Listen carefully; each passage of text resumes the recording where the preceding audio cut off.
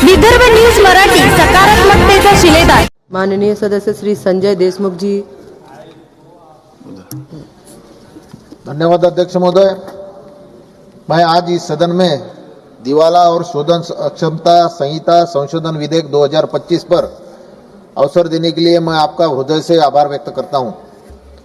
अध्यक्ष महोदय, सरकार ने यह विधेयक 2016 इस उद्देश्य से बनाया था कि देश में आर्थिक अनुशासन आए, बैंकों का पैसा सुरक्षित रहे और जो कर्ज नहीं चुकाते उसे समयबद्ध तरीके से वसूल हो।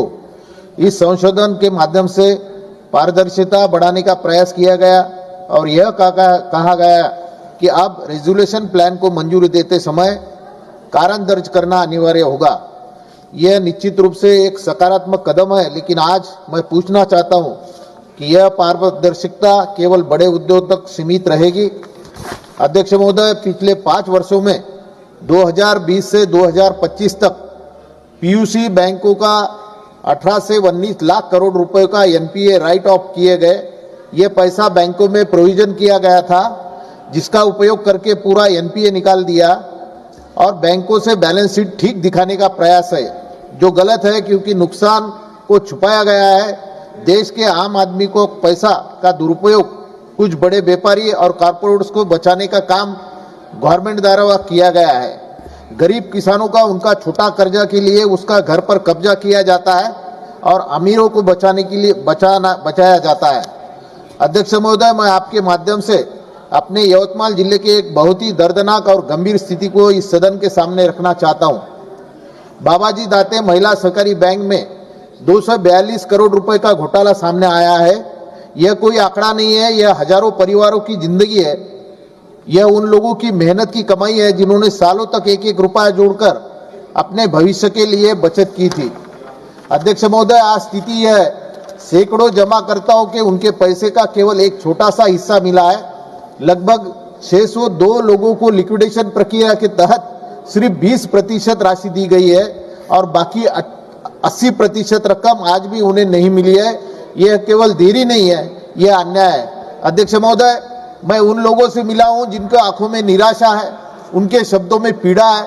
कोई अपनी बेटी की शादी के लिए पैसा जमा कर रहा था, कोई अपने बच्चों की पढ़ाई के लिए, तो कोई अपने बुढ़ापे के सहारे के लिए रूप में। लेकिन आज वही लोग अपने ही पैसों के लिए दर दर भटक रहे हैं और पूछ रहे हैं कि हमारा दोष क्या था, हमने तो सिर्फ बैंकों पर भरोसा किया था। अध्यक्ष महोदय, यह स्थिति जन संघर्ष निधि अर्बन लिमिटेड दिग्रस को भी देखने को मिली, जहां 44 करोड़ रुपए का घोटाला हुआ, जो ज्यादा ब्याज की लालच में देकर लोगों से पैसा जमा करवाया गया और वह आज वही लोग पूरी तरह असह्य हो चुके हैं। निवृत्त शिक्षक, कर्मचारी, मध्यम वर्गीय परिवार, जिन्होंने अपने जीवन की कमाई इस उम्मीद में जमा की कि उनका भविष्य सुरक्षित रहेगा, और वो आज ही सबसे ज्यादा असुरक्षित है। अध्यक्ष महोदय, आज इस देश में बहुत बड़ा विरोधाभास दिखाई देता है। जब बड़े उद्योगपतियों को हजारों करोड़ रुपए का कर्ज फंसाता है तो पूरी व्यवस्था सक्रिय हो जाती है, कानून तेजी से काम करता है, समाधान निकलता है। लेकिन जब आम नागरिकों का पैसा फंस जाता है तब यही व्यवस्था धीमी पड़ जाती है और असमानता क्यों है। अध्यक्ष महोदय, मैं सरकार से यह जानना चाहता हूं कि इस मामले में लिक्विडेशन प्रक्रिया इतनी धीमी क्यों है। जिन लोगों ने ये घोटाला किए उनकी संपत्तियों पर तुरंत कार्रवाई क्यों नहीं की जाती। जमाकर्ताओं को उनका हक दिलाने के लिए ठोस कदम कब उठाए जाएंगे। अध्यक्ष महोदय, यह केवल आर्थिक घोटाला नहीं है, यह विश्वासघात है। उन लोगों को सपनों का टूटना है जिन्होंने इस व्यवस्था पर भरोसा किया है। अगर आज भी हम उनकी आवाज नहीं सुनेंगे तो आने वाले समय में कोई भी व्यक्ति बैंकिंग प्रणाली पर विश्वास नहीं करेगा। अध्यक्ष महोदय, इसलिए मैं सदन में माध्यम से सरकार से आग्रह करता हूं कि इन सभी मामलों में सखोल जांच की जाए, दोषियों को कठोर कार्रवाई की जाए और सबसे महत्वपूर्ण कि जिन लोगों का पैसा फंसा हुआ है उन्हें जल्द से जल्द उनका पूरा पैसा वापस दिलाया जाए। साथ ही उसके विधेयक में ऐसा प्रावधान भी जोड़ा जाए जिसमें भविष्य में किसी सहकारी बैंक हो या कोई बैंक हो या संस्था हो, इस प्रकार का अन्याय न हो सके। अध्यक्ष महोदय, आज देश में ऐसी स्थिति बन गई है कि जहां आम आदमी के मन में एक सवाल उठ रहा है कि क्या कानून सबके लिए बराबर है। जब बड़े लोग घोटाले करते हैं, जब उनके पास संसाधन होते हैं, बड़े वकील होते हैं और कई बार उन्होंने कानूनी प्रक्रियाओं में राहत भी मिल जाती है, लेकिन जब एक गरीब आदमी, एक मध्यम वर्गीय नागरिक आर्थिक संकट में फंसता है, तब उसके पास न समय होता है, न साधन होता है और न कोई सहारा। यह असमानता केवल आर्थिक नहीं है, बल्कि यह न्याय व्यवस्था पर भी सवाल खड़े करती है। एक तरफ से बड़े कर्जदार वर्षों तक प्रक्रिया को लंबा खींच सकते हैं और दूसरी तरफ एक सामान्य नागरिक छोटी सी देरी के लिए भी भारी दबाव में आ जाता है।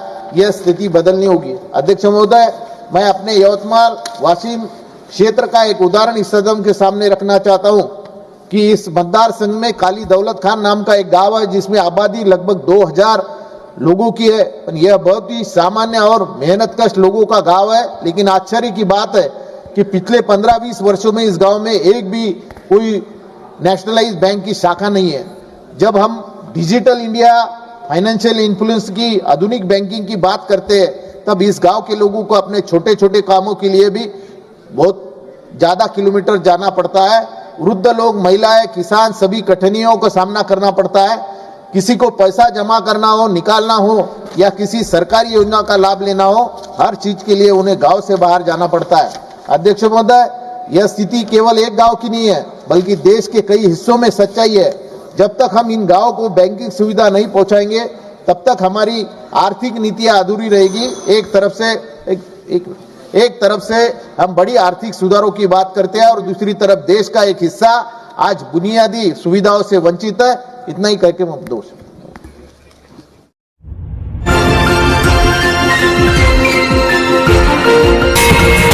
विदर्भ न्यूज मराठी, सकारात्मकतेचा शिलेदार।